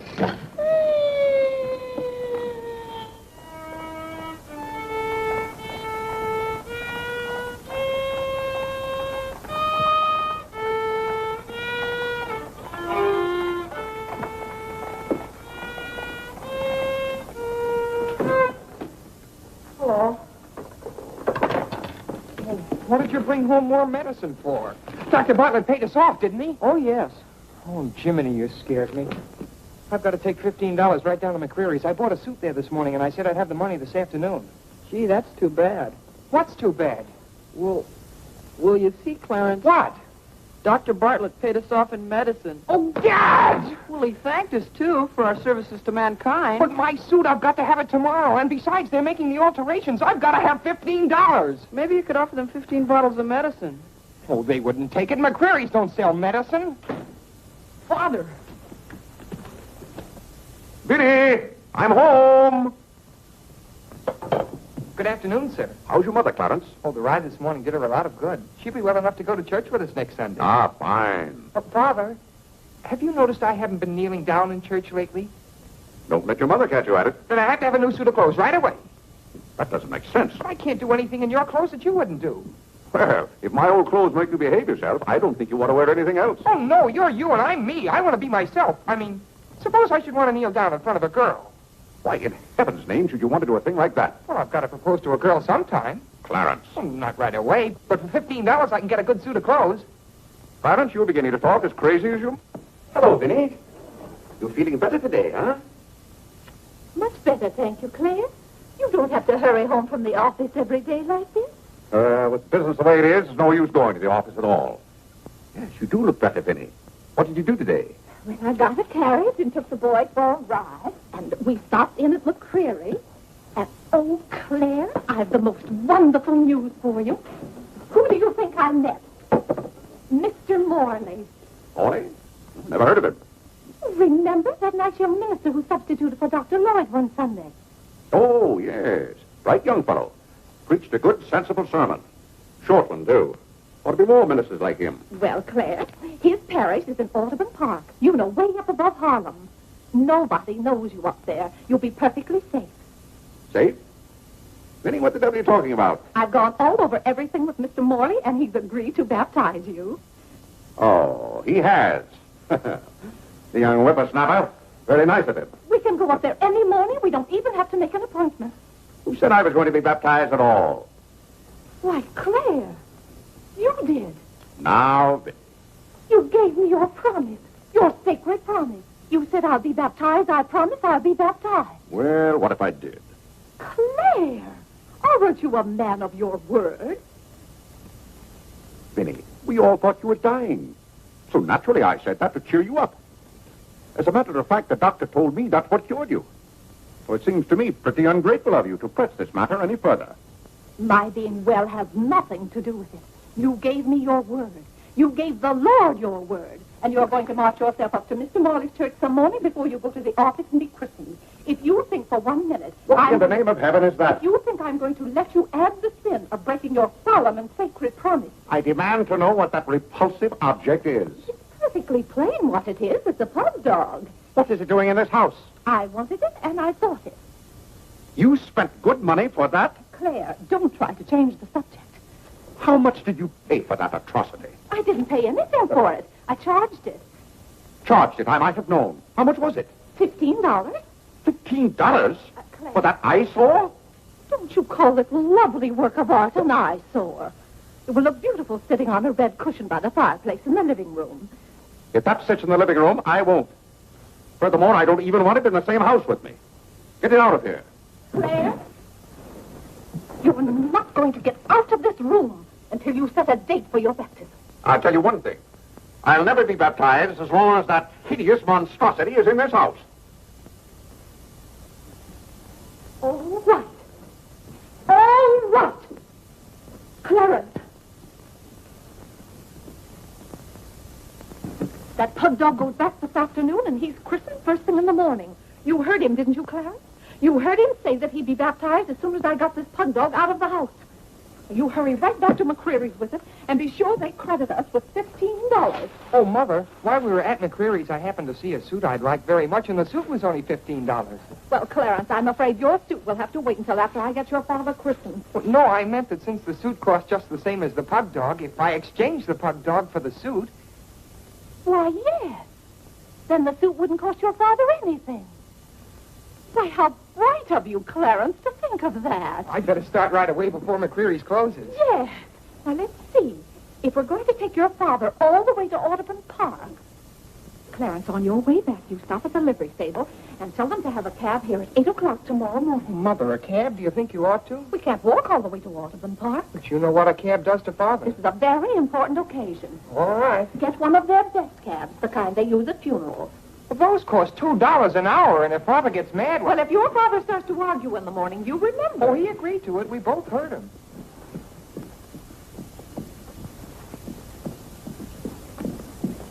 I hope you notice Clarence is returning the pug dog. That's a sign you're getting your faculties back. Don't dawdle, Clarence.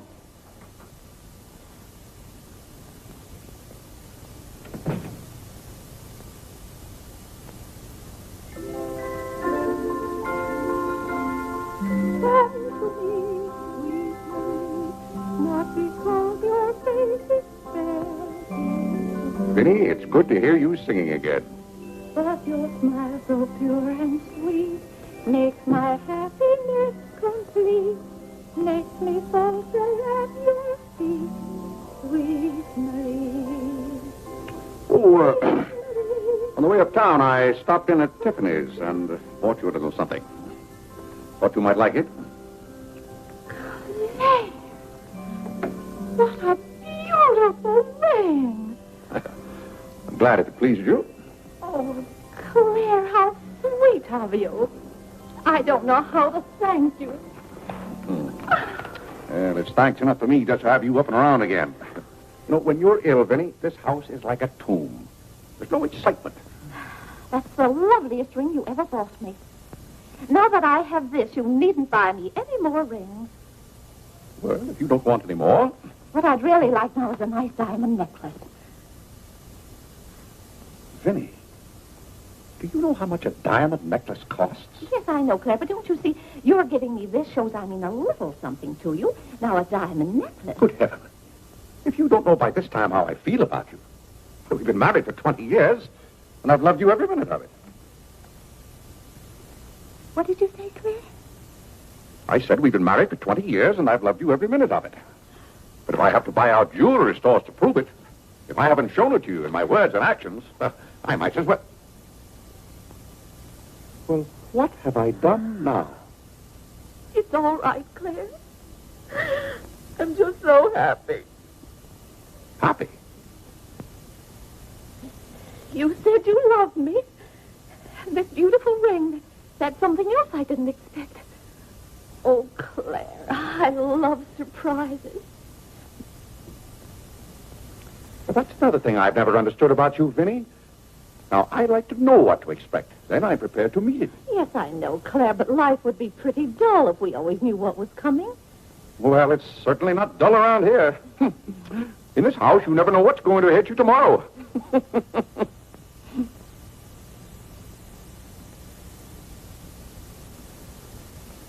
Every daisy in the dell knows my secret, knows it well, and yet I dare not tell thee, sweet Marie, sweet Marie, Sweet Marie, come to me, come to me. not because your face is fair, love to see. Love to see. Every daisy in the dell knows my secret, knows it well, and yet I dare not tell. Sweet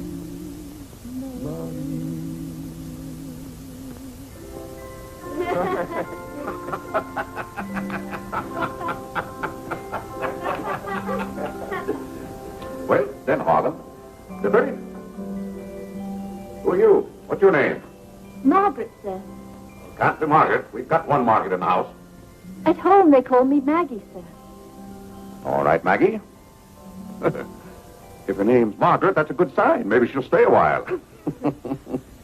Do you know, boys, your mother used to be just the same about cooks as she is about maids. Never could keep them, for some reason. Well, one day about 14 years ago. Yes, it was right after you were born, John. My, you were a homely baby.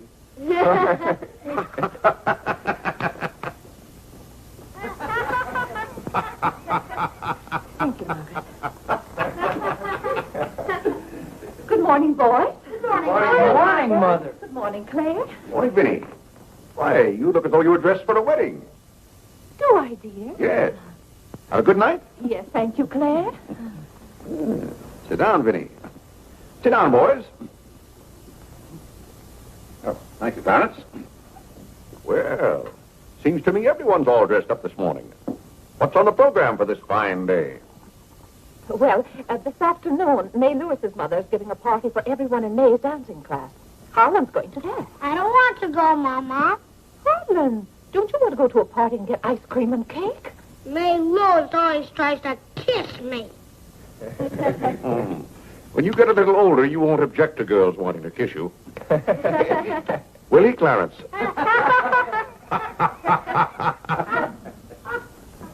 This is for you, Mr. Day. Where shall I put it? Oh, that's for me, I think. Take it upstairs, Maggie. Wait a minute, Maggie. Bring it here. Let's see it. See, it's for me, Father, Clarence Day, Jr. Let me look. Well, that's from McCreary's.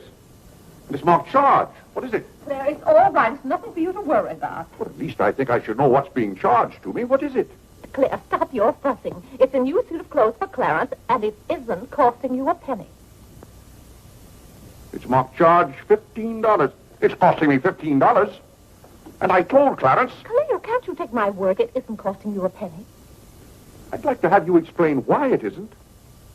Because Clarence took the pug dog back and got the suit instead. Of course. And they've charged me $15 for the suit.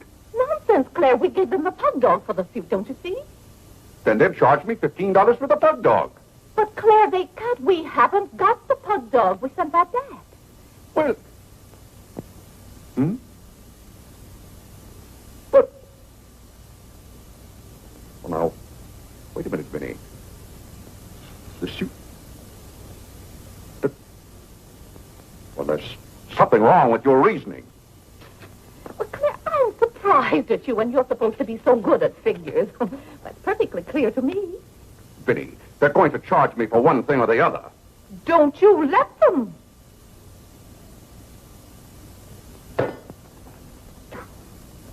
Well, McCreary's aren't giving away suits and they aren't giving away pug dogs. Why, it should be clear to a child that if Clarence sent the pug dog back, they... What? I will not have that botanical freak in this room. John, have you been going around this town selling medicine? Yes, Mother. Dog medicine? No, Mother, not dog medicine. This letter from Mrs. Sprague says you sold her a bottle of this medicine and that her little boy gave some of it to their dog and it killed him. Now she wants $10 from us for a new dog. Here, let me see that letter. Well, we shouldn't have given it to a dog. It's for humans. Why, it's Bartlett's beneficent balm made from a secret formula. Have you been going around among our friends and neighbors selling some patent nostrum? But it's good medicine, Father. I can prove that by Mother. Vinny, what do you know about this? Well, nothing, Claire. But I'm sure John... No, I mean that day Mother was... That's enough. You're going to every house where you sold a bottle of that concoction and buy it all back. But it's $1 a bottle. I don't care how much it is. Here, I'll give you the money now. How many bottles did you sell? 128. 128? Claire, I always told you John would make a good businessman. Young man, you'll have to come down to my office with me. I'll give you the money to buy back that medicine. $128. And $10 more for Mrs. Sprague's dog. That's $138. Thank you, Vinny. But it's all coming out of your allowance. That means that you will not get another penny until the whole $138 is paid up. I'll be 21 years old.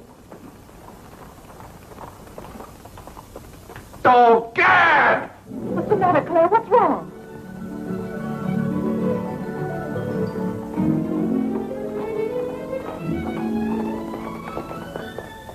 Those gypsies are back. Don't anyone answer the door. They're moving in on us again, bag and baggage. I won't have it, I tell you. I won't have it. Now, Claire. Don't let them in. Claire, hush up. They'll hear you. Tell them to get back in that cab and drive right on to Ohio. As if we could turn our own relatives away. But they're extravagant enough to take cabs when horse cars run right by our door. And now you be quiet and behave yourself. John, come help with the baggage. Why do they always have to pounce on us without any warning? Cora, Mary. Well, it's so good to have you back again. How are you, Vinny? We've been so worried about you. I'm fine now. Did you have fun in Springfield? Wonderful. John, my, you're still growing. Thank you, Cousin John, go get the baggage. There's Whitney. How are you, darling? Fine, thank you. And little Harlow. Have you been a good boy? No. Claire, the girls are here. Cousin Claire, here we are again. My, it's so nice to be back. How do you do, Mr. Day? How do you do? Come and sit down and have some breakfast with us. Oh, we had breakfast at the depot. Well, we practically finished ours. I haven't finished my breakfast. Well, then sit down, Claire. Come and have a cup of coffee anyway. Oh, Mary, thank you, sit over Benny. there. Cora, Maggie, clear those places. My, this seems so Natural, Claire. Don't let your kippers get cold. Maggie, serve some coffee. Yes. Oh, where's Clarence? He must be upstairs moving his things so you can have his room again. Oh, Vinny, we can't stay overnight. Grandpa Edison's been sailing very fast, and that's why I have to hurry back. We're leaving on the 5 o'clock train this afternoon. Well, Cora, it certainly is good to see you again.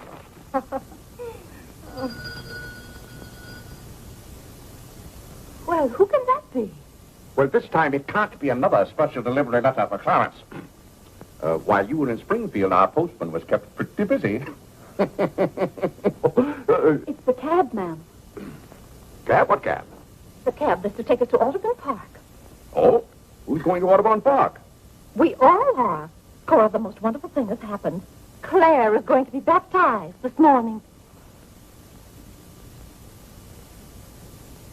Vinny, what are you saying? I'm saying you're going to be baptized this morning. I am not going to be baptized this morning or any other morning. You promised yesterday that as soon as I sent that pug dog back, you'd be baptized. I never said anything remotely like that. Clarence was right there and heard you. That's why I ordered the cab. The cab. Vinny, you send that right back. I'll do nothing of the kind. I'm going to see that you go to heaven. I can't go to heaven in a cab. Oh. Well, you can start in a cab.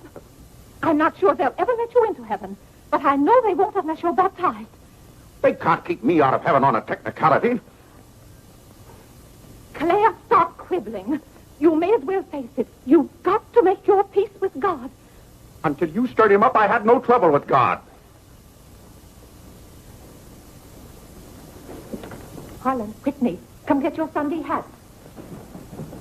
Clarence, John. Yes, Mother? Hurry, we're ready to go. Oh, my prayer book. Harlan, come let me fix your tie. Benny, are you mad? Was it your plan that my own children should witness this indignity? Why, Claire, they'll be proud of you. I suppose Harlan is to be my godfather. Vinny, I won't go through with this thing. That's final. Claire, dear, if you feel that way about it. I do. But we won't take the children with us. I'm not talking about the children. I'm ready, Mother. Oh, John. Vinny, I haven't time for anything like that this morning. I've got to take John down to my office with me and give him the money to buy back that dog medicine. But it wasn't dog medicine, sir. Young man, we're starting downtown this minute. You do no such thing. You gave me your sacred promise that day I almost died. Yes, and she would have died if we hadn't given her some of that medicine. That proves it's good medicine. You gave your mother some of that dog medicine? John, you didn't. Yes, we did, Mother. We put some in your tea that morning. John. Do you realize you might have killed your mother? You did kill Mrs. Sprague's dog. John, I'll have to give considerable thought as to how you're to be punished for this. But Claire... No, Vinny. When I think of that day, why, we might have lost you. You're all right now, thank heaven. But what I went through that afternoon, the way I felt, I'll never forget it. You've forgotten it already. What do you mean? That was the day you gave me your sacred promise. Yes, but I wouldn't have given you my promise if I hadn't thought you were dying, and you wouldn't have almost died if John hadn't given you that dog medicine. Don't you see? Well, the whole thing is illegal. Suppose I had died. It wouldn't make any difference to you. You don't care whether we meet in heaven or not. You don't care whether you ever see me and the children again. Oh, Vinny, you're not being fair to me. It's all right, Claire. If you don't love us enough, there's nothing we can do about it. But that has nothing to do with it. I love my family as much as any man. All my life I struggled and worked just to... Yeah, there's that cab. Vinny, you're not well enough to go all the way to Audubon. Oh, I'm well enough if we ride. But that trip would take all morning. And those cabs cost $1 an hour. This is one of their best cabs. This costs $2 an hour. Well, then why aren't you ready? Get your hat on. Oh, tarnation! Hallelujah! Amen! Young lady, if it hadn't been for you, no one would have known whether I was baptized or not.